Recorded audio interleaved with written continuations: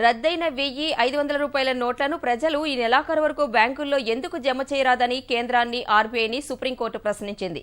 పాత నోట్ల జమకు మార్చి 31 వరకు అవకాశమిస్తామని గతంలో హామీ ఇచ్చినా ప్రస్తుతం అందుకు అనుమతించడం లేదని ఆరోపిస్తూ దాఖలైన వ్యాజ్యంపై స్పందించిన సుప్రీంకోర్టు ఈ మేరకు కేంద్రానికి రిజర్వు బ్యాంకుకు తాకీదులు జారీ చేసింది. పాత నోట్ల జమ వ్యవహారంపై విచారణను ఈ నెల 10కి వాయిదా వేసింది.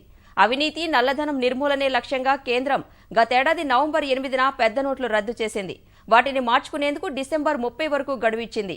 ఆ తర్వాత కూడా ఆర్బీఐ నిబంధనలకు లోబడి మార్చి 31 వరకు పాత నోట్లు మార్చుకోవచ్చని పెద్ద నోట్ల రద్దు ప్రకటన సందర్భంగా ప్రధాని తన ప్రసంగంలో చెప్పారు. అయితే నవంబర్ 8, డిసెంబర్ 30 మధ్య విదేశాల్లో ఉన్న వారికి, ప్రవాస భారతీయులకు మాత్రమే మార్చి 31 వరకు పాత నోట్లు మార్చుకునే వీలుందని ఆర్బీఐ స్పష్టం చేసింది.